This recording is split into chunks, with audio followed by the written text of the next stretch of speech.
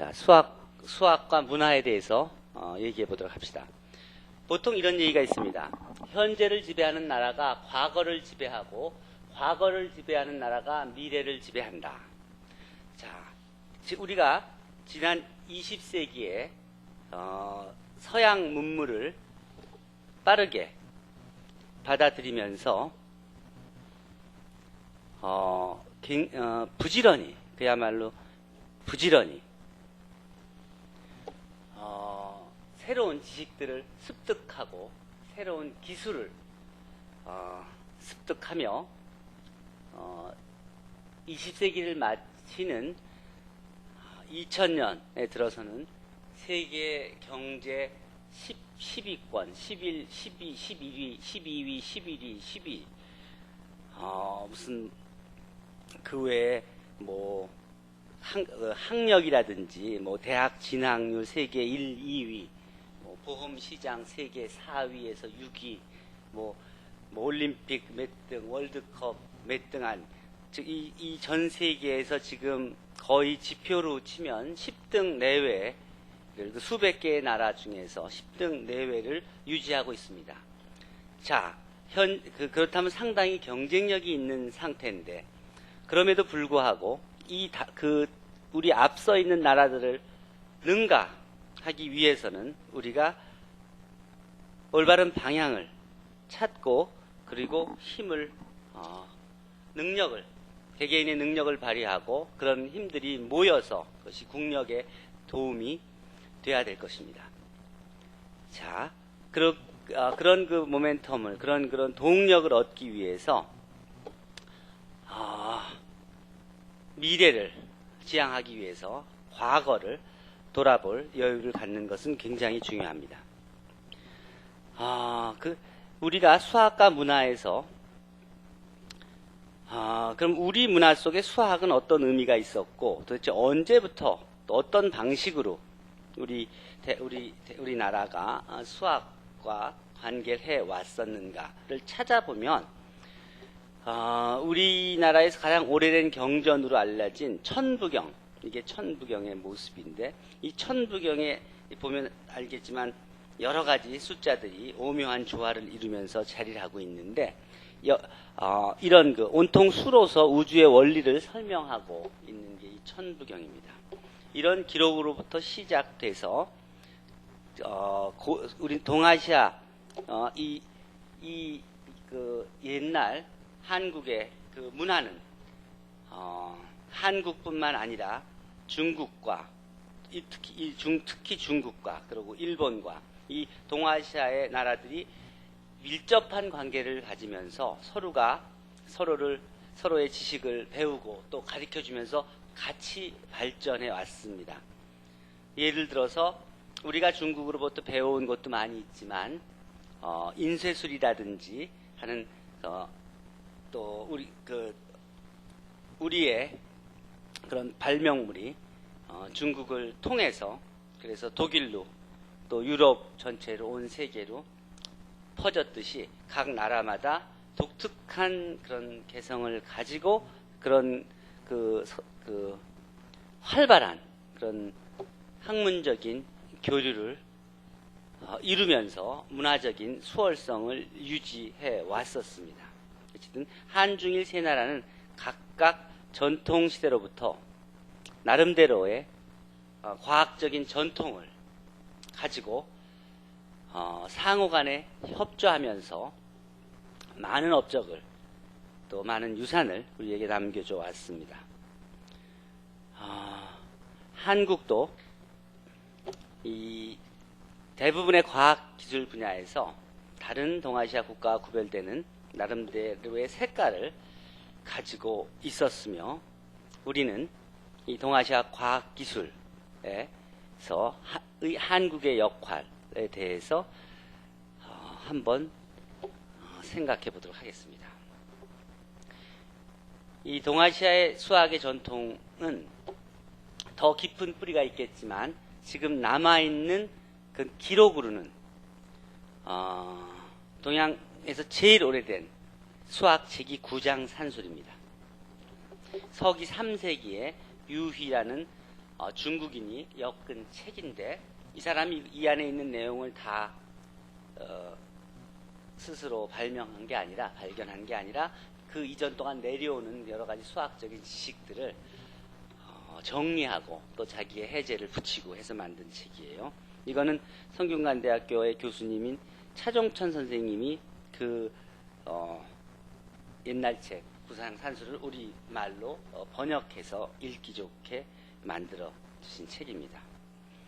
이후로 오랜 기간 동안 많은 수학책들이 나오고 그리고 그런 책들이 전달돼서 서로가 교류하면서 우리나라에도서 많은 사람들이 공부를 했고 그렇게 공부한 사람들이 전문가로서 국가를 위해서 기여했었습니다. 이 구장산술에는 9개 챕터로 구분이 되어 있는데 내용으로는 전답의 넓이와 가로 세로의 길이를 구하는 방정장에서부터 직각삼각형의 높이와 길이, 넓이를 구하는 구고장 등등 여러 가지 내용들이 포함되고 있고 그 책이 영문으로 번역된 책이 이제 옥스퍼드 출판사에서 나와 있고 또 다른 여러 나라에 번역되어 있습니다. 여기에는 246개의 수학 문제가 실려 있고 최근에는 이 한국에서 다양한 해설서들이 오래된 수학 책들에 대한 해설서들이 출간이 되고 있습니다. 그 외에 중요한 수학책이 주비산경이고 옛날에 경이란 말을 이렇게 쓰고 있는 이유는 그 책이 그야말로 사람의 수준을 넘어선 어떤 그 심오한 그런 그 규칙을 담고 있기 때문에 성경같이 이게 우리가 단순한 책이 아니라 그런 그 성경과 같은 그런 그 권위를 가지고 있었습니다. 그건 절대로 틀린 게 없는 완벽한 그런 그 하늘이 주신 책이다 하는 그런 정도의 의미들을 가지고 있었습니다. 이 주비산경은 천문수학 분야의 책으로 신라 천문관 교육의 교재로 쓰였고 세종 때는 기본적인 천문 역설서로 사용돼 왔었습니다. 한국의 수학 교재는 9장, 6장, 철술, 3개 같은 책들이 있었는데 이 중에서 고려시대에서는 이제 9장, 6장, 철술이 계속 사용되었으며 그리고 어떤 내용들은 중국에서는 사용되지 않는 우리나라 고유의 그런 수학적인 내용 책들도 있었고요. 그리고 조선시대에 가면서 이해하기 쉬운 다양한 책들이 많이 나왔습니다. 산학계몽, 양의삼법, 상명삼법들 같은 또 동국산서. 이 동국이란 말은 옛날에 이 우리나라를 동쪽에 있는 나라라 그래서 동국이라고 불렀고요. 산학인문, 산학본원 같은 지금같이 생각하면 인문서라고 볼 수 있죠. 그런 많은 책들이 쓰여졌었고 이런 지식들을 배워서 국가에 기여한 사람들이 지금같이 얘기하면 이제 계린, 액츄얼인데 그런 당시에 우리는 그 사람들 산사라고 불렀습니다. 이게 결국은 수학적인 지식을 이용해서 국가를 위해서 봉사한 공무원들인데 이 산사를 뽑는 시험에 바로 이런 걸 교재로 해서 이 책을 공부한 이 책 안에서 내용을 출제했고 그렇게 뽑은 사람들을 새로운 지식으로 훈련시켜서 그래서 공무를 보도록 그렇게 했었습니다. 우리 조선대의 과학기술 수준에 대해서는 과학사를 통해서 많이 봐왔을 테니까 그 부분은 간단히 하고 우리가 보통 과학 그러면 여러분들이 그동안 과학사에서 쭉 배웠고 아까도 지동설이라든지에 대해서 얘기를 들었다고 하듯이 지금 우리가 배우는 과학들이 대부분 서양 과학들을 배우고 있으니까 과학사를 배우면은 서양 과학에 대해서 배우고 그것에 기여한 서양의 과학자들을 중심으로 기억을 하는데 실제로 서양 과학보다 빨랐던 동양 과학, 다양한 동양 과학들이 존재합니다. 이 아래는 한국과학문화재단에서 제공하는 동양에서 전해진 발명품들이라는 이 만화 내용인데, 이 만화 내용을 한번 보여줄까요? 여기에 보면은 크게 4가지 동양의 발명품들이 있습니다. 소개됩니다. 그 중에 뭐 첫 번째가 화약도 우리나라 동양에서 발견된, 이 동양에서 발견됐다 그러면 그것이 외국에 소개될 때는 대개 동양의 이런 여러 지식듯이 공개적으로 또 학문적으로 소개된 것이 19세기, 18세기, 19세기, 20세기를 거쳐서 소개됐기 때문에 우리가 그 당시에 이 동아시아권을 온 세계라고 봤지 서양을 바바리안이라고 생각하고 별로 언어도 그렇고 관심들이 없었고 또 쇄국 정책도 있었기 때문에 우리나라가 소개되진 않았지만, 그렇기 때문에 대부분 중국을 통해서 이 동아시아의 과학이 소개됐고, 그랬기 때문에 그 사람 유럽에 소개될 때는 동아시아의 과학 지식들은 대개 차이니즈 사이언스로 소개됐었어요. 그 중에 뭐 하나가 그 화약이고, 또 그 외에도 마구도 있고 뭐 여러 가지가 있습니다.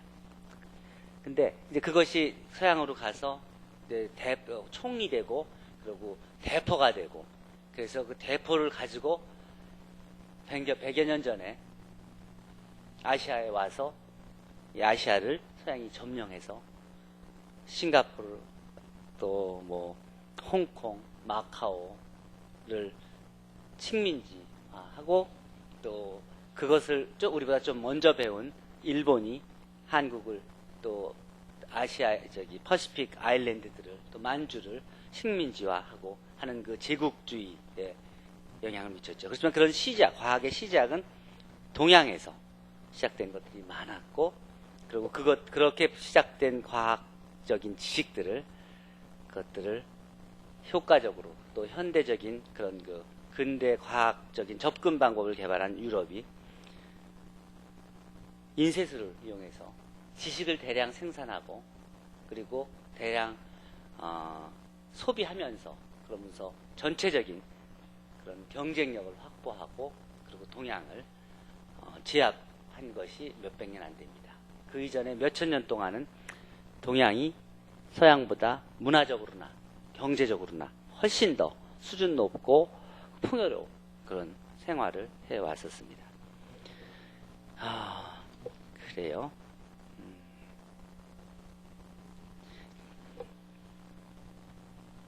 자, 여기서 간단히 읽어보면요.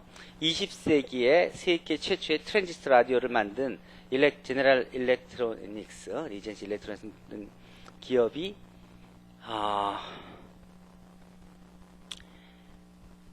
그 기업을 가지고 있던 그런 미국인이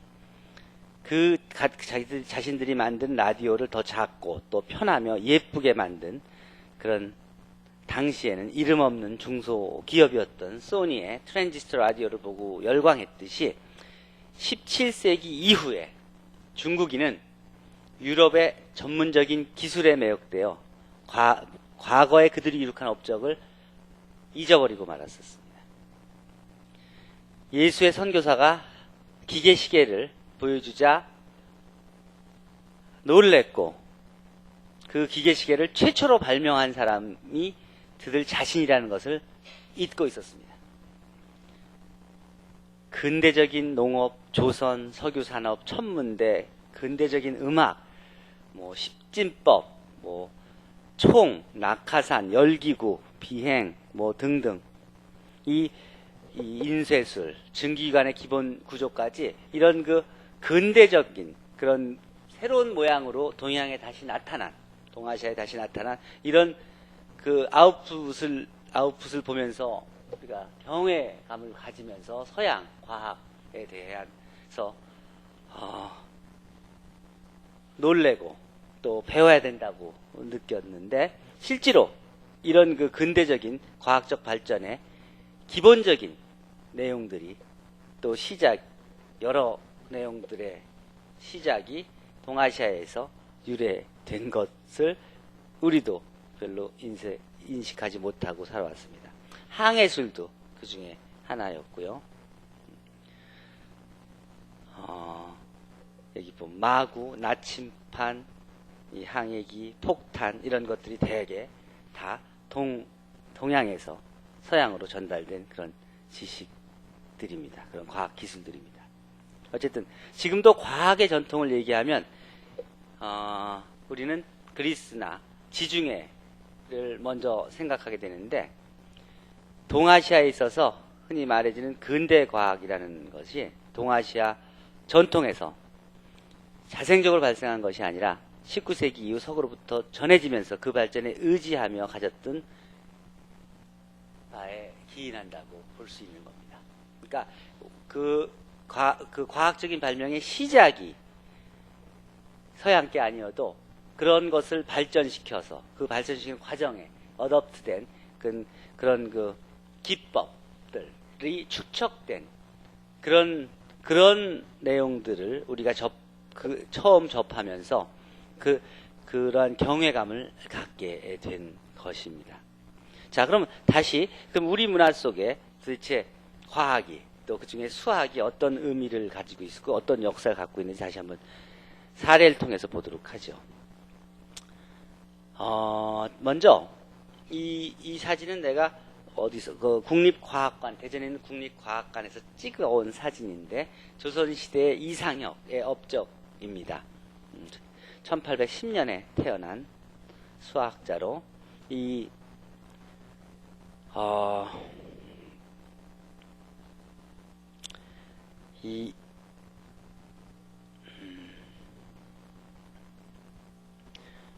자, 우리 한국, 대한민국의 역사 속의 수학은 어디서부터 기록을 찾을 수가 있냐면, 너무 오래된 것은 책으로 이 종이로 남아있지 않으니까 뭐 돌에 새겨 있거나 뭐 그래야 찾을 수 있을 텐데, 우리의 기록들이 그렇게 돌에 글을 새기고 하는 건 비석 외에는 별로 안 남겨놨기 때문에 많은 게 훼손되고, 조선시대 자료는 비교적 많이 남아있지만 고려나 또 그 이전에 삼국시대 또 그 이전의 시대에 대한 기록들이 별로 없어요. 그럼에도 불구하고 우리가 김부식의 삼국사기를 보면 신라의 교육제도에 신문왕이 세운 국학에는 한 사람의 산학박사와 조교가 배치되어 있었고, 거기서는 철술, 구장, 삼계, 육장 등을 가리켰다고 기록이 되어 있는데, 이 중에서 삼계와 육장은 중국에서는 없던 그런 교과 내용이었다고 확인된 바 있습니다.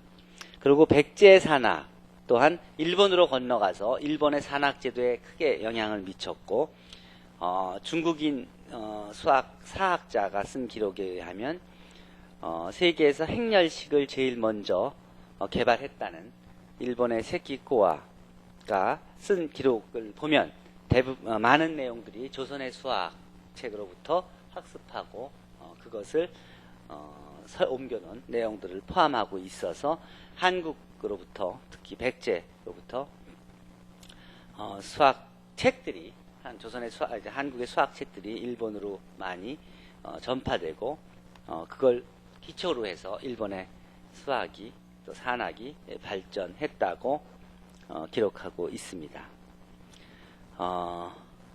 보통 조선의 한국의 수학을 동학 또는 산학이라고 하고, 일본의 수학을 화산이라고 그렇게 부릅니다.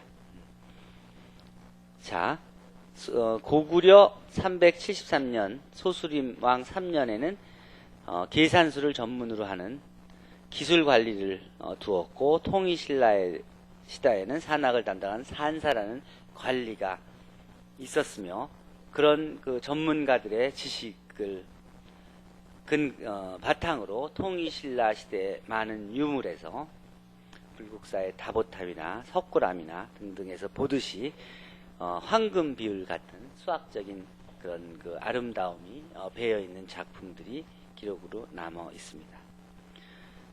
조선시대의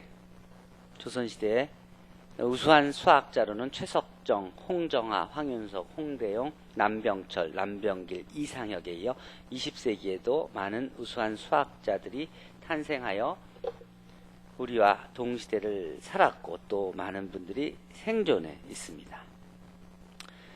이 세키코아는, 이 사진에 보여주는 세키코아는 동양의 뉴턴이라고도 불리우는데 선형 연립방 정식의 해법에 과 관련돼서 이 행렬식의 개념을 제일 처음 언제 1683년에 이 세기꼬아라는 일본인 사무라이 가문에 입양된 수학자가 세계 최초로 소개했고 그 개념은 10여 년이 지난 후에야 서양에서도 생각해내기 시작했다 하고, 또 미적분학을 뉴턴보다도 먼저 발견했다. 미적분학의 개념을. 그래서 동양의 뉴턴으로도 평가되고 있습니다. 주소에 들어가서 보면 확인할 수 있고요. 뭐 통일신라 시대에 다양한 과학적인 유산에 대해서는, 또 세종대왕 시대에 그 과학적인 그런 발전에 대해서는 여러분들이 과학사 강연을 들으면서 이미 습득을 했을 것이고, 뭐 장영실이라든지 또 당시에 기여한 여러 과학자들 또에 대해서는 여러분들이 잘 알고 있을 것입니다. 당시 세종은 정인지의 지도로 그 당시에 대표적인 수학책인 산학계몽을 학습했을 정도로 수학에 관심이 많았고, 또 과학기술에 국가의 비중을 두었었습니다. 한국의 전통 수학이 이제 다양한 책에서 나타난 내용들을 근거로, 이게 전에 내가 수학 능력 시험에 들어갔을 때 같이 허민 선생님하고 낸 그런 문제인데, 이게 언어 쪽에서 낸 문제입니다. 이거는 이수신편에 나온 책에서 이수신편에 나온 수학 문제를 이 남법가의 문제 중에 하나인데, 뭐 만두 100개, 스님은 100명이고 큰 스님에게는 3개씩 나눠주고 작은 스님에게는 3사람당 1개씩을 나눠준다면, 큰 스님 나눠줘서 다 소화가 됐다 그러면 큰 스님은 몇 명이고 작은 스님은 몇 명일까? 이런 문제를 다 풀어봤죠. 옛날 올드 이그잼 문제니까. 이런 문제들이 조선시대의 수학 책들에 나와 있었던 것이고, 요즘의 해법으로는 이렇게 풀어질 수 있겠죠. 그러니까 사실은 이건 굉장히 단순한 문제고, 당시의 그 수학책들에는 굉장히 어려운 문제들도 많이 있습니다. 고차 방정식을 푸는 문제도 많이 있습니다. 우리가 나름대로의 그 독창적인 전통을 가지고 있음에도 불구하고 지난 수백 년간 과학기술의 경쟁에서 유럽과는 다른 길을 걸어왔고, 사실 20세기, 여러분들은 보통 느낄 때 20세기에 와서 우리가 그래도 이렇게 옷도 이렇게 입고 자동차도 타고 비행기도 타고 많이 발전했다고 생각을 하지만, 사실은 전체 우리 반만년 역사를 돌아보면은 그 이전 수천 년 동안은 상대적으로 다른 어떤 나라보다도 더 문화적인 생활을, 또 경제적으로 더 풍요로운 생활을 독립적으로 해오던 나라가 지난 100년 동안은 그야말로 나라를 뺏기고 자원을 뺏기고, 그리고 교육도 우리 마음대로 하지 못하고, 또 사실 해방되던 상황에서는 우리나라의 수학으로 학부를 졸업한 사람이 10명도 안 됐을 정도로 굉장히 열악한 상태를 맞이하게 됐던 거예요. 그러니까 우리 전체 반만년 역사에서 20세기, 지난 100년은 사실은 굉장히 부끄러운, 우리 힘으로 무엇을 할 수 없었던, 그리고 전쟁이 있고 민족끼리, 그리고 또 독재가 있고, 그리고 아주 가장 중요한 건 그런 것들이 제국주의가 19세기에 전 세계적으로 영향을 미친 제국주의의 영향으로 식민지 생활을 겪으면서 그 이전에 많은 그런 화려한 전통을 잊어버리고, 그리고 과학적인 그런 자산을 잊어버리고, 그리고 정말 폐허에서 다시 시작했기 때문에 그러한 결과가 있었던 것입니다. 그러나 1960년대 들어서면서부터 빠르게 배우고 70년대를 들어서면서부터 정상적으로 방향을 세우고 지금 21세기를 맞이하는 지금은 아까 얘기했듯이 세계에서 무시할 수 없는 그런 10손가락 안에 드는 중요한 국가로 이미 자리하게 된 것입니다. 그 중에서 우리가 꼭 얘기하고 싶은 분이 한국 수학교육의 아버지라고 불리우는 분이 있습니다. 그분이 누구인지 얘기하기 앞서서 여러분들한테 헤이그 특사가 누군지 알고 있죠? 헤이그 특사, 헤이그 밀사 사건을 기억하고 있죠? 평화회의에서. 그럼 기억나는 분이 어떤 분이 있어요? 응? 헤이그 밀사 사건 하면 기억나는 분이? 어떤 분이 있어요? 1907년에 네덜란드 헤이그에서 열린 만국 평화회의에 이분 본 기억 안 나요? 이준 열사죠. 이준 열사죠. 자, 이분이 이위종이라고 러시아 그 당시에 공사관에 근무하던 사람이에요. 그러면 이 이준 열사, 이게 이제 그 헤이그 밀사 사건의 3인인데 이 제일 가운데 앉아 있는 이분이 누굴까요? 이준 열사보다는 더 중요한 분이니까 가운데 그 밀사로 가면서 가운데 앉아서 계셨겠죠? 이분이 정사예요. 이분이 부사고. 그러니까 그 당시에 고종이 밀사를 준 건 이분한테 준 거예요. 이분들은 그분을 대동하고 간 거고 이휘종 씨는 통역을 한 거고. 이분이 그 이상설 선생님입니다. 자, 헤이그 밀사 사건에 파견됐던 고종의 밀사 이상설 선생은 1905년에 을사 조약이 체결되자 1906년에 이동영 선생과 같이 간도에 용정으로 망명하여 용정에도 직접 가봤는데 학교 서전서숙을 세우고 그리고 조선 민족교육을 일으키신 분입니다. 이분이 어떤 분이냐면 1894년 과거 문과에 합격한 학자입니다. 과거 시험을 봐서 합격한 성균관에 입학한 우리는 보통 그러니까 헤이그 밀사 사건 하면은 이 독립운동가로만 생각을 하고 있지만 이분이 어떤 분이냐면 1895년에 1896년 사이에 성균관장을 역임하신 분입니다. 지금 같은 성균관 때 총장을 하신 분입니다. 이분이 성균관의 근대식 교육 내용, 특히 근대 수학을 접목시키는 각별한 노력을 기울였습니다. 1900년에는 산술신서라는 수학책을 저술해서 그래서 을사조약 이전까지는 이 책이 국내 교재로 널리 쓰였습니다. 특히 이 당시에는 서양 수학들이 막 한국에 소개될 때라 다양한 그런 쉬운 책들부터, 그러니까 지금 말하면 초등학교 수준 책부터 많은 책들이 나올 때인데, 근데 나오기도 이미 전입니다, 이때는.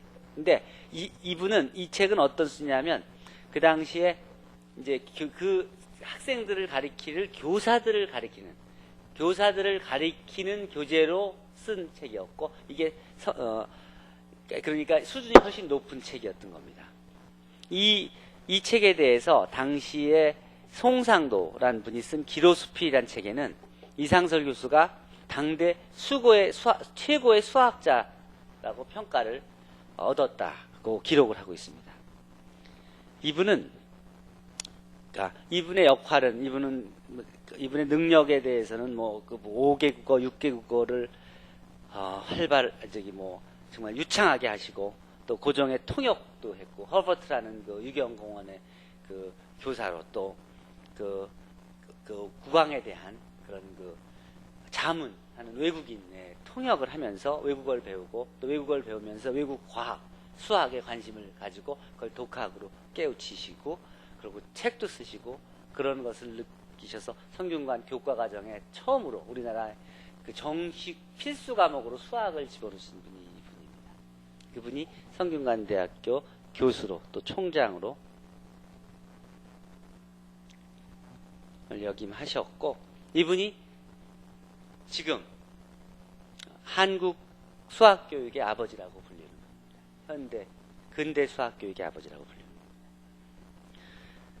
겁니다. 그러나 1905년에 을사조약을 맺고 나서는, 이건 이제 한국말로 쓰여진 책들인데요. 우리말로 쓰여진 책들인데, 그 후에 일본이 을사조약을 맺고 또 1910년에 한일합방이 되면서는 이 한국말로 쓴, 조선어로 쓴 책은 다 없애버리고, 그리고 일본어로 쓴 책들만 쓰고 일본어로 교육하게 하면서, 이전에 이 산술 신설을 시발로 많이 나오던 그 다양한 수학 책들이 다, 우리말의 책들이 없어지고 일본식의 낮은 수준의 초등학교 레벨의 수준의 책들만 횡행하고, 그리고 고등수학을 접근할 기회를 크게 제한을 받았던 게 20세기 초 우리의 여건이었습니다. 지금 보이는 것은 조선시대의 수학 책들인데, 한국 수학사학회를 중심으로 최근에 우리말로 번역이 되었습니다. 그 이전엔 이게 다 한자로, 우리 조선시대 책들은 한자로 쓰여 있기 때문에 지금 읽으면 한자를 충분히 모르면 내용을 오해하기가 쉽게 되어 있습니다. 지금은 이제 한국말로, 지금의 한국말로 쉽게 번역이 되어 있어서 조선시대 수학 책들을 쉽게 접근하게 할 수 있습니다. 여러분들은 굉장히 다양한 시대에 태어난 셈이에요. 그 외에도 백농 최규동 선생님이라고, 일제 시대 때, 이분도 어떤 분이냐면 이 유교 집안에 태어나서 한학을 공부하고, 그리고 독학으로 수학 공부를 해서, 그래서 교사가 돼서, 그래서 여러 학교에서 학생들을 가르쳤고, 그리고 중동학교 교장을 역임하고, 그리고 근무하면서 그 수학에 대한 관심을 높이기 위해서 헌신하셨던 분입니다. 이분이 나중에 해방이 되자 서울대학, 우리나라 최초의 국립대학의 첫 번째 이사장을 역임하시고, 그리고 총장도 역임하십니다. 그러니까 그 당시에 제국대학을 나오거나 유학을 갔다 오거나 많은 사람이 있었음에도 불구하고 독학으로 수학을 공부해서 선생님을 하시던 분이 우리나라에서 제일 먼저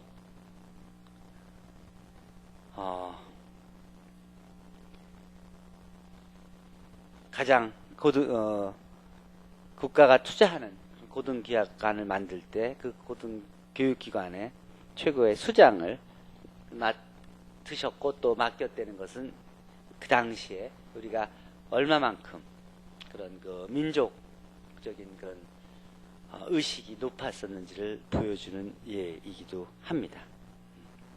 이분에 대한 여러 가지 알려져 있는 얘기가 많이 나와 있고, 또 지금 중동학교에서는 중동학교 교장을 역임하신 그리고 이 학교를 실제로 구입해서 그 초석을 닦으신 이 최규동 선생님을 기념해서 여러 가지 행사를 갖고 있고, 그래서 중동학교는 수학 전문 학교로, 과학고등학교가 아니라 하이스쿨 오브 매스매틱스, 과학고등학교가 아니라 수학고등학교로 특성화해서 하려고 계속 시도를 해왔었습니다. 올해가 그 100년이 되는 해라 여기 졸업생이 중동학교 선생님으로 그 중동학교 100년사를 지금 쓰는데 전념을 다하고 계시다고 어저께도 얘기를 들었습니다. 자, 이분이 일제시대 때에는 서울 종각 근처 길거리에서 저녁 때가 되면 칠판에 수식을 써가면서 거리에 지나가는 사람들에게 콩과 좁쌀을 예를 들면서 수학을 가르치고 또 물어보고 답하고 하면서 수학을 설파하여 거리의 수학 선생님이라고 이렇게 불리우셨었습니다. 자, 이분의 별명이 최대수인데 이분이 대수학을 특별히 잘해서 최대수라고 하고, 장기원 선생님은 또 다른 20세기 초의 수학자인데 이분은 기하를 잘하셔서 장기하라고 그렇게 불렸다. 그래서 최대수 장기하 선생님이 당시에 이 한국을 대표하는 그런 수학자셨습니다. 이분은 일제시대 때는 우리나라에 대학에 수학과가 없었습니다. 수학과가 없었기 때문에 그때 전문학교에서 수학을 공부하고, 수학 또는 수학과 물리를 이제 2년 동안, 3년 동안 공부하고, 그리고 일본에 이제 다시 유학을 가서 대학을 다시 다녀서 거기서 학살하고, 그리고 오셔서 연희전문에서 후학을 가르치셨던 이 장기원 선생님이 또 큰 역할을 하셨습니다. 그래서 이 두 분, 그리고 또 그 후에 해방되고 나서는 이이막 선생님이라고, 이분은 물리학을, 일제시대 때 물리학과를 졸업하신 분인데, 이분이 그 당시 수학과가 없으니까 물리학과를 물리학을 공부하시면서 수학을 스스로 거의 공부하셨는데, 해방되고 나서 이분이 수학과의 첫 이제 교수님으로 임용되면서, 그러면서 스스로 논문을 외국인의 논문을 보고 그것으로부터 그 사람이 못 푼 그런 문제를 풀러서 그것을 브리튼 오브 아메리칸 매스 소사이어티에 내서 발표를 하게 됐는데, 이것이 한국인 과학자가 국내를 벗어나 최초로 서구의 현대 수학 논문을 발표한 것으로 기록되고 있습니다. 최근에 돌아가셨습니다. 2005년에 이막 선생님. 이 마크스 존이라는 사람이라는 이 존스 렘마라고 액시엄 오브 초이스, 선택 공리라고 들어봤죠? 선택 공리. 조르네 렘마. 뭐 그런 그 분입니다. 그런 것을 다 동치인데. 뭐 이막 선생님에 대해서는 정말 또 여러분들이 검색해 보면 많은 내용들을 찾을 수 있을 겁니다. 자, 이런 과정을 거치면서 나름대로의 독특한 전통과 또 끊어지지 않는 그런 이 수학적인 그런 관심, 또 수학자들 많지는 않았지만 특히 20세기 초에 한국의 수학과가 전혀 생기지 못하면서, 저변은 약했지만 수학적 재능을 가지고 있는 분들이 독학을 하거나 또는 물리학과에서 또는 전문학교에서, 그래서 나름대로 낮은 수준의 수학을 배우면서도 스스로 다음 단계를 독학하면서 그러면서 경쟁을 해왔던 것입니다. 그러나 지금 21세기에 들어서면서 우리의 모습을 다시 본다면 지금 우리의 모습은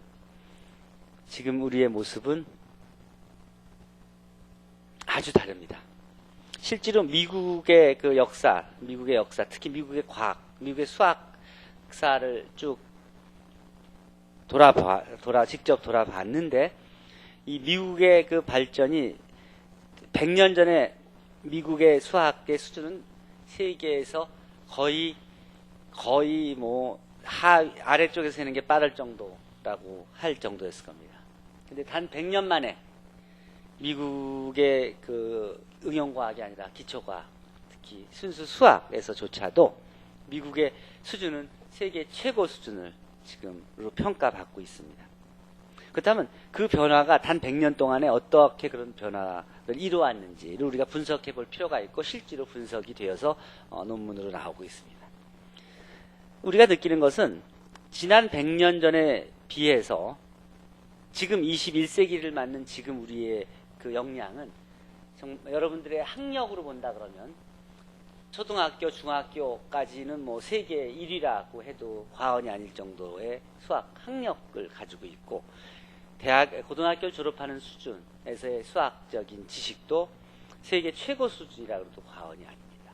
학력으로 한다면 그 이상이라고 할 수 있습니다.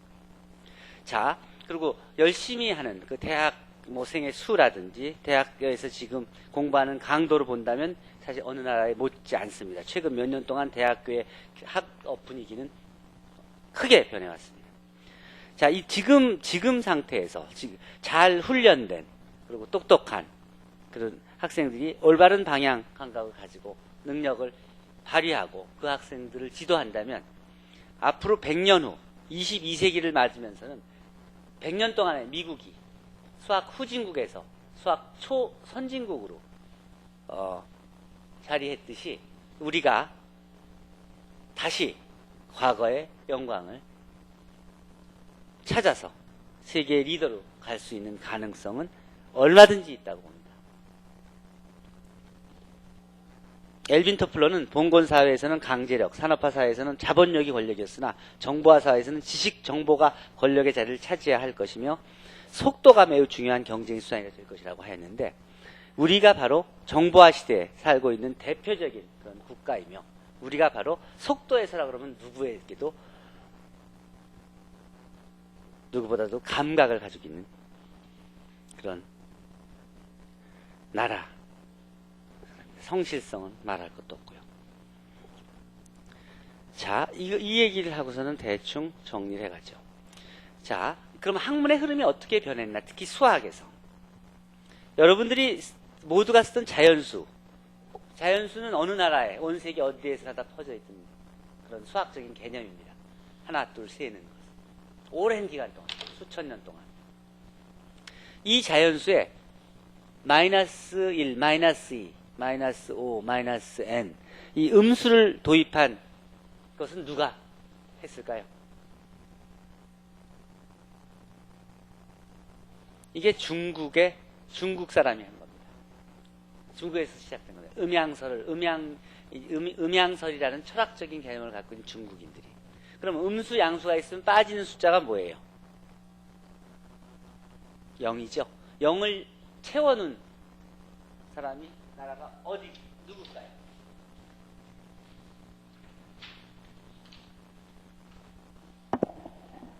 김지민군. 0을 집어넣어요. 0.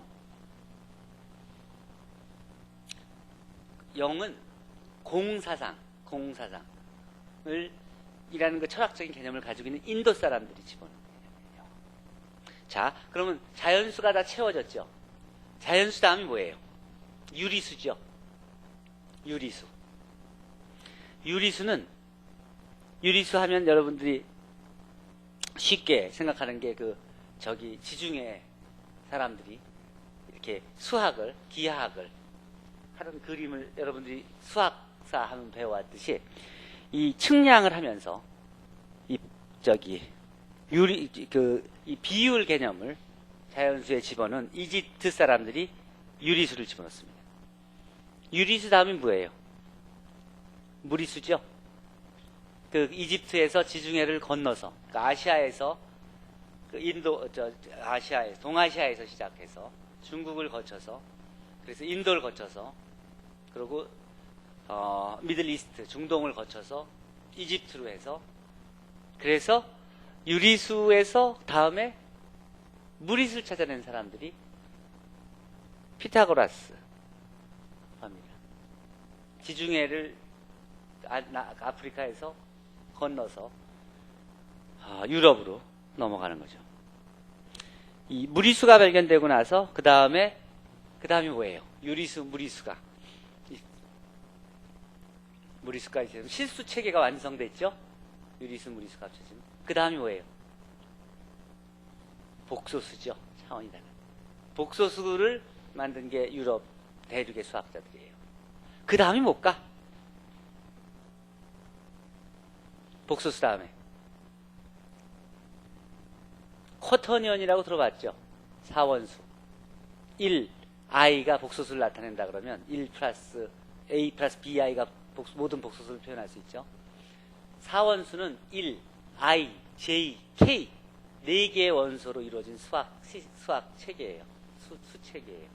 i의 제곱도 마이너스 1, j의 제곱도 마이너스 1, k의 제곱도 마이너스 1, i 곱하기 j는 k, j 곱하기 k는 i 하는 식으로 서로가 돌아가고, 이 사원수를 생각하는 것은 유럽 대륙의 수학자가 아니라 영국의 수학자예요. 해밀턴이에요.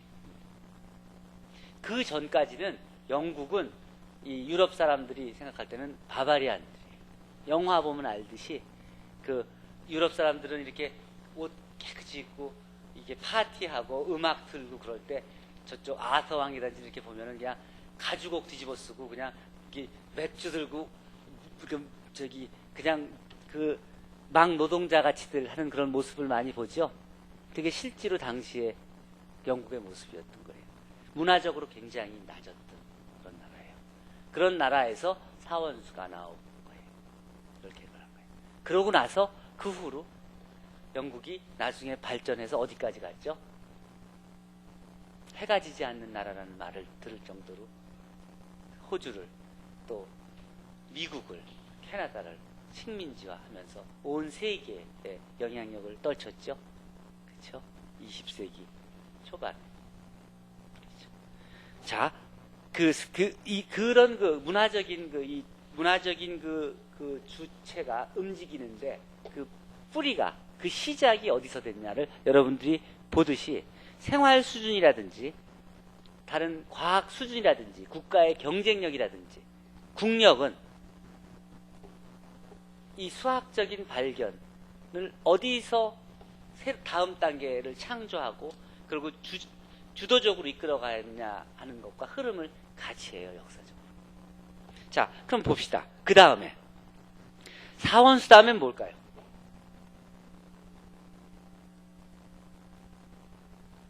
독소를 2차원이라고 생각하고 커터니언을 4차원으로 생각한다면 그럼 N차원을 자연스럽게 생각할 수 있죠. 그 N차원이 어디서 시작된 거예요?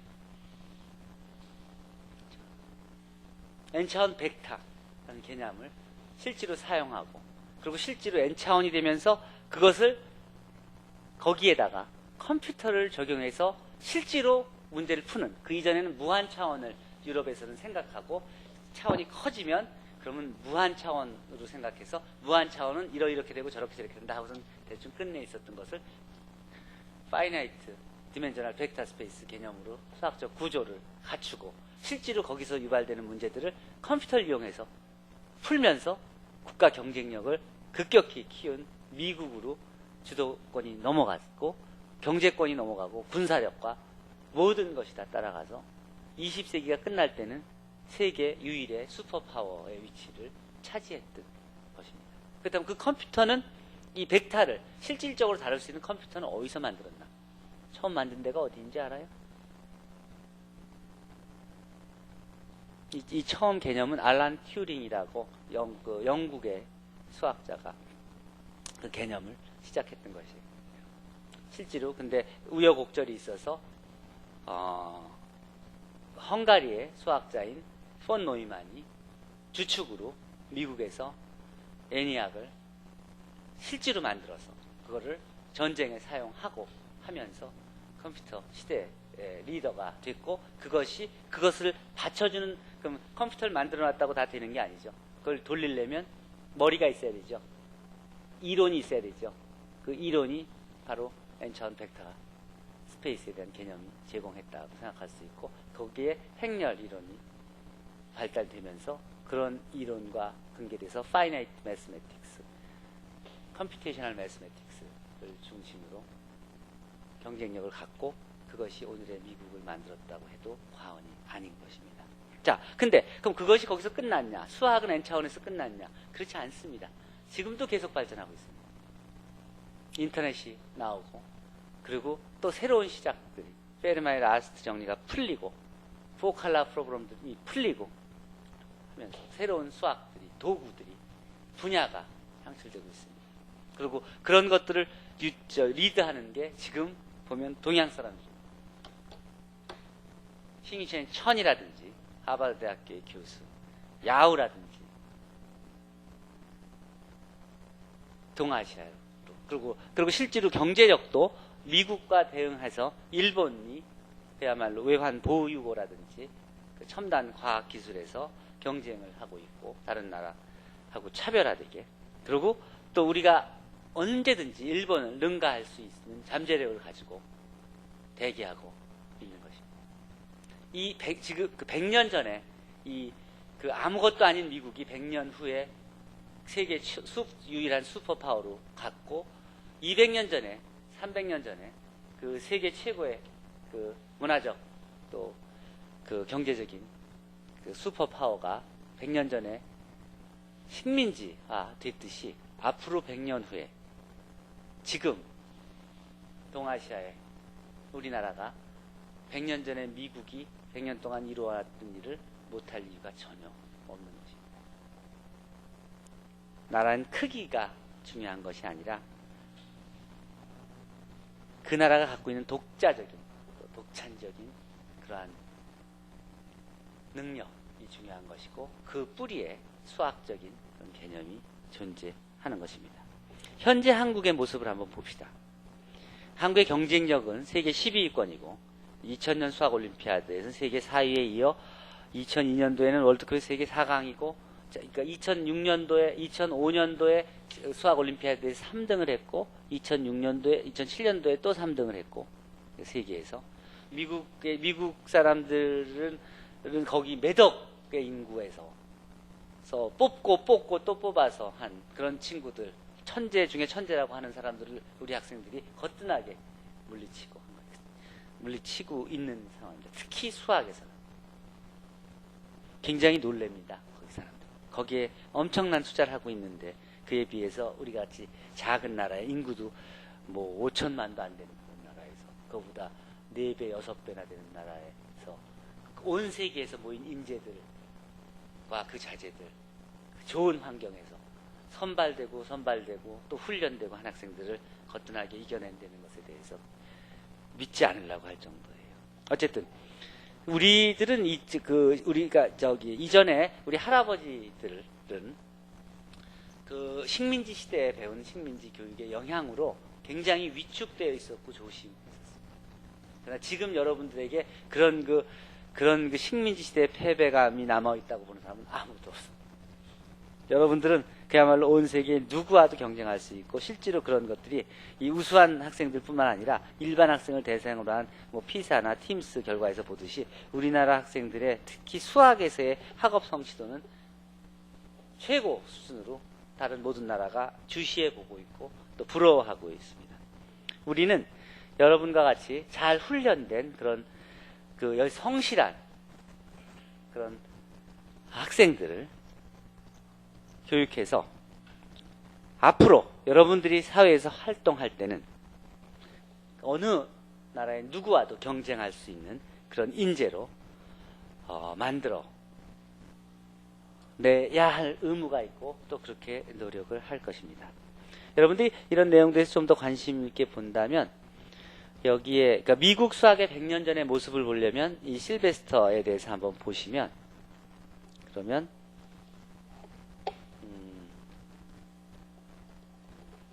마우스가 왜 안 먹죠?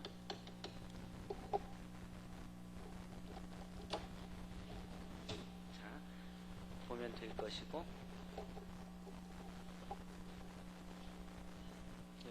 연결 문서에 가고 있어서 링크로 가서 그렇군요. 그래요. 그리고 또 이막 선생님에 대해서 보려면 이막 선생님에 대해서 볼 수 있고 그리고 뭐 여러 가지 한국 수학의 100년 전에 지난 100년 동안의 모습에 대해서 보고 싶으면 그거에 대해서 볼 수 있는 자료들이 많이 있습니다. 뭐 여러 가지 내용들이 있습니다.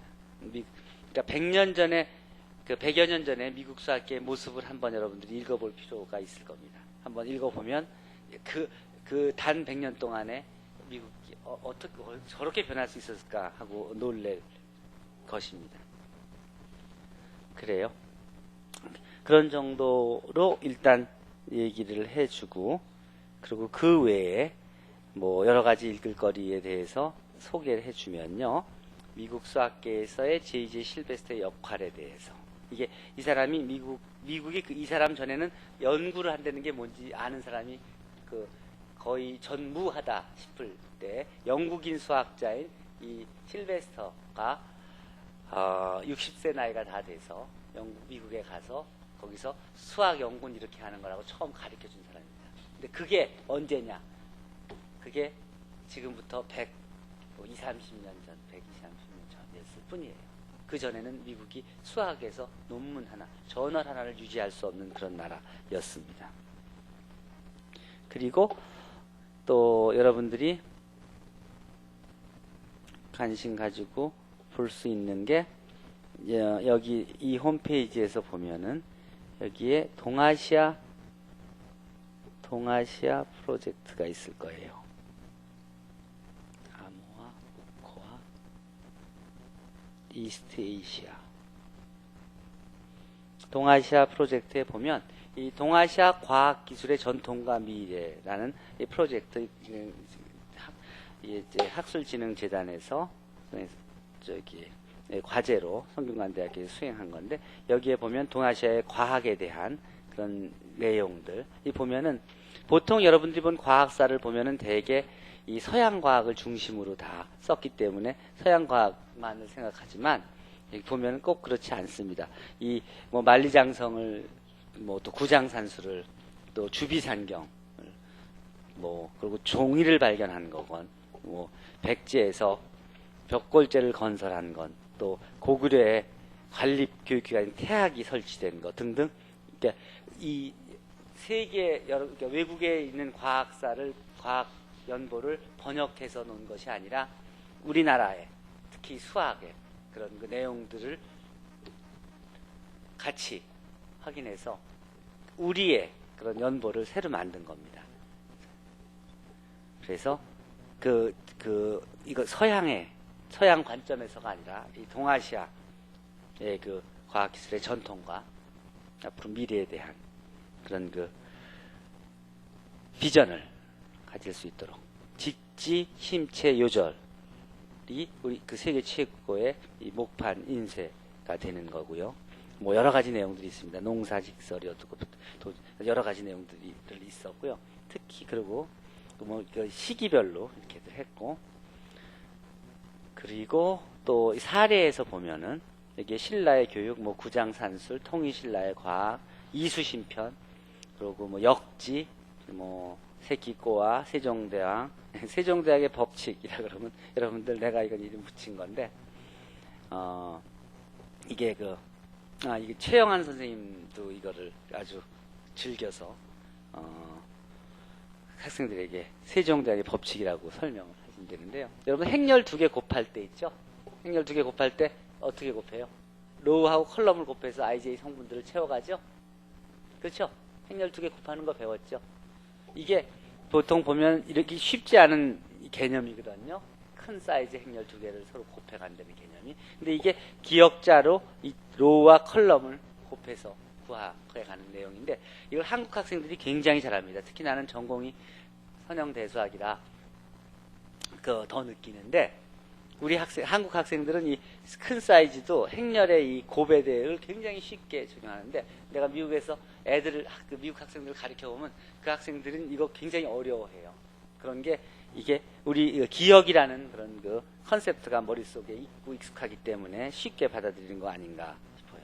여기에 보면 뭐 최기동 선생님에 대해서 또 장기원 선생님에 대해서 이막 선생님에 대해서 다양한 얘기들을 쭉 적어왔고 조셉 리덤이라고 이 동양 과학사의 그 전문가의 그 내용들 또 한국 최초의 여성 과학기술자 또 여성 수학자 또 뭐 다양한 내용들 그리고 문화 속의 수학 그리고 또 성균관의 의미 등등에 대해서 뭐 여러 가지 내용들이 있습니다.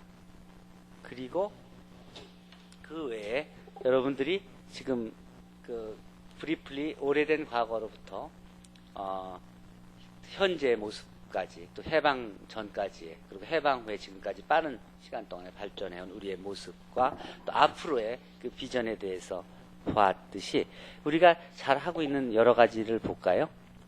그거에 이렇게 매스메티컬 그 모델링이라 그래서 우리 수학과에서는 BK 사업단, 대형 사업단을 가지고 운영하고 또 대학원생들은 거의 다 이 수혜를 받고 있는데요. 그 학비는 물론 생활비와 그리고 국제학술회의 참가라든지 하는 걸 지원해주고 있습니다. 여기서 보면은 이게 우리 그 제목이 우리가 수학적 모델링, Human Resources Development Division이라고 그러는데 수학적 모델링 핵심 인재 양성 사업단입니다. 여기서 우리가 수학적 모델링 수업을 하고 있는데 뭐 여러 가지 내용들이 있습니다. 내가 강의를 그 내용들을 이렇게 정리해서 제공하고 있는데요. 한번 보시면 그런 내용들이 단순히 강의를 한번 하고 그치는 게 아니라 이 문제를 오늘은 아주 그 간단한 그런 그 선형대수학 문제에서 시작을 하도록 하죠. 이 문제는 어디에서 시작됐었냐면 실제로 학부생 한 명이 선형대수학 수업을 듣다가 갑자기 따라 나오면서 이 블랙아웃 퍼즐이 웹사이트에 떠 있는데 그게 이렇게 우리가 배운 거를 이렇게 이용하면은 답을 구할 수 있을 것 같다 하는 그런 질문에서 시작이 됐어요. 그게 그 웹사이트가 어디냐면 이 뷰티풀 마인드 영화에서 나오는 내용이었는데 그 뷰티풀 사이트 웹사이트에 가면은 이 블랙아웃 게임이 나와 있어요. 실제로 거기에서 그 주인공 전 애쉬가 학교 다닐 때 그 바둑 두는 그런 모습이 있죠. 그 옆에서 같이 나오는 그런 문제였어요. 그 문제를 가지고 몇 가지 질문이 제기됐었는데 처음에는 이게 별로 중요한 건가 생각을 했었는데 가만히 들여다보니까 실제로 그 게임이 완전히 이 수학적인 이런 문제, 그러니까 이 바둑 결국은 이 블랙아웃 게임은 여러분들이 대충 이미 알고 있을 테니까 간단히 하고 지금 그 후에 한 것들을 얘기해 주려고 그래요. 이게 결국 뭐냐면 여기를 누르면 요 세 개 색깔이 바뀌고 여기를 누르면 요 네 개의 색깔이 바뀌고 여기를 누르면 이렇게 세 개의 색깔이 바뀌고 요 가운데를 누르면 자기 여러분들이 쉽게 보는 그런 게임을 수학적으로 모델링해서 그래서 일반적인 해법을 찾고 그걸 거꾸로 그 개발된 알고리즘을 프로그래밍해서 실제로 그 문제를 우리가 푸는 도구를 달아서 실제로 답을 구해주게끔 그렇게 만든 겁니다. 그런 것들이 여기에 있습니다. 이게 여러 가지 여기에 보면은요, 암호화, 복호화, 이것도 있고, 크립토그래피도 있고, 이런 것들이 이런 것도 한번 볼까요? 커브 피팅, 라이트아웃 게임도 보여주고. 아까 내 전통을 보여줬으니까 지금 첨단을 보여주려고 그러는 건데, 이건 어떤 내용들이냐면요. 그러니까 이렇게 두 점을 지나는 가장 에러가 적은 직선을 그리는 또는 세 점을 지나는 두 점을 지나는 직선이 그려지죠. 디그리가 이 폴리노미얼 1차 방정식이죠. 세 점을 지나는 2차 방정식이죠. 네 점을 지나는 3차 방정식이죠. 5개의 점을 지나는 4차 방정식이죠. 이걸 6개의 점을 지나는 5차 방정식이 되고, 자, 점점 더 지나자면 12개의 점에 가장 근사하게 지나는 디그리 5차인 커브 피팅이 되는 그런 건데, 이런 거를 만들기도 했고, 그리고 실제로 행렬 종합계산기도 있고, 아까 여러분들이 본 게임인데요. 실제로 랜덤하게 이렇게 이게 블랙아웃 게임이라고 본 적 있죠? 이렇게 하나를 누르면 자기 자신과 요 주위의 색깔이 바뀌는 거. 요걸 누르면 이렇게 세 개의 색깔이 바뀌고, 다시 누르면 세 개의 색깔이 바뀌고, 요걸 누르면 5개의 색깔이 바뀌고. 자, 이 게임의 골은 이렇게 적당히 눌러서 이 모두가 같은 색깔이 이렇게 만드는 건데, 이건 물론 이렇게 해보면, 몇 번 해보면은, 어떻게 되겠다 하는 것을 게스할 수 있죠. 근데, 자, 그렇다면, 사이즈가 더 큰 거 이런 거는 좀 더 어려워지고 할 테니까 여기에 막힌 수학이 뭐냐 하는 게 아까 설명한 그런 내용이고요. 이걸 실제로 그 연립방정식으로 바꿔서 수학적 모델링을 해서 연립방정식으로 바꿔서 그 해를 구해서 계산하면요. 1번 누르고 3번 누르고 네 번째 거 누르고 8번 누르고 9번 누르면 끝난다. 실제로 이게 어떤 문제가 나오건 랜덤하게 어떤 경우라도 우리가 한번 프로그램을 이해했기 때문에 그 만들어진 그런 알고리즘이 바뀌어지는 거고, 여러분들이 그 플레이하는 여러 가지 게임들이 뒤에는 바로 이렇게 수학이 인볼브 되어 있다는 것을 보여주는 예입니다. 이것도 우리가 만든 거고, 뭐 그거 외에 모든 행렬을 계산할 수 있는 뭐 이런 것도 있고요. 종합 행렬 계산기도 있고, 이것도 다 성균관대학교에서 만든 거고요. 뭐 역행렬도 구할 수 있고, 그러고 또 이거 사이즈가 더 커진 것도 있고, 뭐 그 외에 뭐 여러 가지가 있습니다. 이스타지아 프로젝트도 봤을 거고, 그리고 뭐 그리고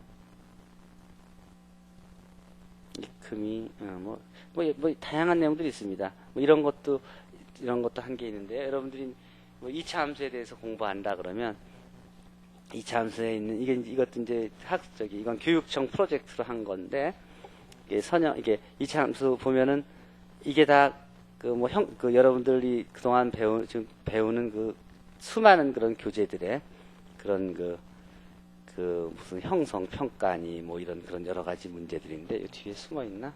여기 해가 이렇게 나오죠. 답이 누르면 보이고, 그 다음에 여기 내가 보이고 싶은 건 뭐 공학용 계산기는 뭐 여러분들 쉽게 볼 수 있는 거고, 뭐 3의 루트는 9의 루트는 3이고, 뭐 여러 가지 x분의 1 하면 뭐 여러 가지가 있고, 이 그래프 그림이 이걸 한번 보여줄게요. 이것도 이제 프로젝트로 미국에 있는 리치 웰만 교수랑 같이 만든 건데, 예를 들어서 어떤 거 해볼까? sin x 한번 그려볼까요? sin x 이렇게 그릴 수 있죠. 여기에다가 sin 가로 열고 a x라고 해보자. sin a x라고 해서 그래프를 이렇게 그릴 수 있죠. a를 좀 크게 하면 어떻게 돼요? 크고 작아지죠. 여기서 b를 해줄까요? 그 다음에 그러면 b를 좀 바꿔줄까? b를 좀 크게 하고 적게 하면 어떻게 되나? b sin x. 그래프를 그려야죠. b sin, b가 커지면 어떻게 돼요? 근데 이거는 여러분들이 오히려 좀 쉽죠. a 여기다가 이런 건 어때요? 저런 건 다 고등학교 때 배웠던 거니까 고등학교 때 안 배웠던 거 한번 해봅시다. 그래프입니다. 자, 여기서 a가 변하면 어떻게 되나요? 자, 이게 연속함수인지 아닌지 한번 확인해 보고 싶지 않아요? 그럼 확대해 볼까요? 자, 어떻게 생겼을까? x가 리미트로 점점 가는 거예요. 자, 어떤 현상이 벌어질까? 여러분, 이거 다 수학이죠. 그렇지만 수학을 우리가 이렇게 눈으로 직접 보고 하고, 이런 걸 우리가 만들고, 이런 것들을 이용해서 상상력을 펼치고 그러는 거예요. 또 이걸 통해서 이 그래프를 이럴 수도 있죠. f뿐만 아니라 우리가 새로운 함수를 만들 수도 있죠. g라는 함수도 만들 수 있죠. g라는 함수는 뭐 코사인 x라고 할까요? 그래서 그래프를 그립시다. 그래프를 그립시다. 그래프가 안 그려져. 그 다음 탄젠트 x라고 할까? 탄젠트. 이게 너무 확대해서 그렇구나. 이게 좀 더 이거를 축소를 자 볼까요? 자, 지금 내가 그래프를 3개를 그렸죠. 함수가 f는 이렇게 생겼고, g는 이렇게 생겼고, h는 이렇게 생겼죠. 그 3개가 자 만나는 데가 어딘가 한번 보는 거죠. 이렇게. 자, 그럼 언제 만나나? 이게 어떤 의미가 있는지 알아요? 예를 들어 방정식을 f하고 g만 본다 그러면 f하고 g가 언제 어떤 점에서, 즉 x가 0.67일 때 만난다, 뭐 이런 식으로 보여지는 거예요. 즉 연립 방정식을 손으로 풀지 않더라도 대충 어디서 만나는지 우리가 찾을 수 있겠죠. 그러니까 무슨 잘 알겠죠. 즉 직접 손으로 풀기 전에 이미 대충 어디에 있을지는 알고, 만났는지 안 만나는지, 해가 존재하는지 아닌지에 대한 개수를 할 수가 있죠. 이 세상이 그렇게 이제 이미 우리는 그런 환경에 살고 있다는 거예요. 직접 보지 않고 달려드는 게 아니라 시각적으로 우리가 느끼면서 계산 도구를 충분히 활용해서 해갈 수 있는 그런 시대에 이미 살고 있고, 여러분들은 그런 수학을 하게 될 거라는 거예요. 이런 것도 우리가 성균관대학교에서 만든 그런 내용들이고요. 뭐 그렇게 하기 위해서 매트랩이라는 프로그램을 이용해서 선형대 수학을 하는 방법에 대해서 뭐 여러 가지 벡터 공간에 대한 설명, 이런 것들도 다 내용을 해놨고요.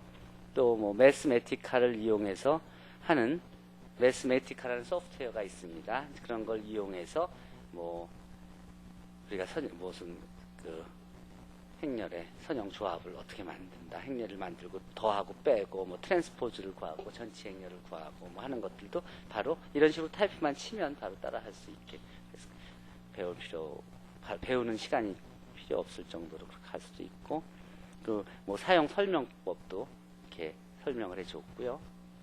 뭐 여러 가지 내용들이 있습니다. 거기에 뭐 이론적으로 뭐 행렬의 분해는 어떻고 뭐 이런 내용들도 있고요. 그리고 더 하나에 더 보여줄게. 이걸 보여줍시다. 이것도 아까 매스 모델링은 봤죠. 그리고 뭐 이런 식으로 내 멀티미디어 콘텐츠를 가지고 있는 것도 있고요. Okay, chapter 1. Linear equations 영어로 and 강의한 matrices. 내가 강의한 강의 In 중에 this 하나인데 chapter, 뭐 3장을 보면은 거기 3장에 대해 설명이 나오고, 그리고 뭐 렉처를 보려면 렉처를 바로 이렇게 들어볼 수도 있고요. 풀 스크린도 볼 수 있고. 파워포인트를 엽시다. 콘텐츠를 보려면 콘텐츠를 볼 수도 있고요. 뭐 여러 가지가 가능한 CD에서 또 가능한 시대에 살고 있고, 실제로 여러분들은 그것이 가능한 학교에 입학한 겁니다. 자, 그리고 또 어떤 내용들이 있냐면 이런 것도 있습니다.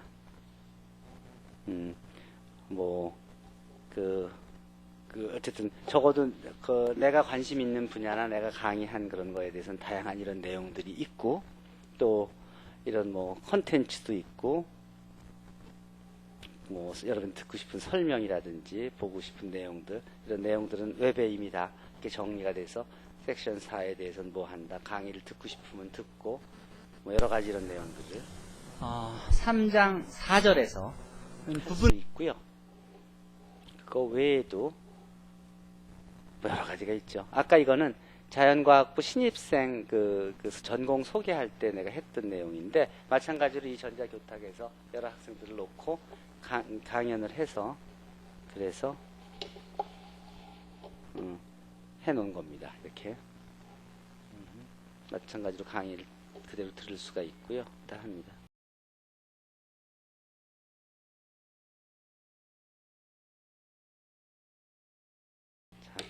자, 마지막으로 내가 하나 보여줄게. 뭐 어쨌든 흥미있는 게 많이 있습니다. 우리가 뭐 내가 저널을 편집장으로 몇 개 관리하는 것도 있고, 편집위원으로 또는 부편집장으로 하는 국제 저널도 있고, 뭐 여러 가지가 있습니다.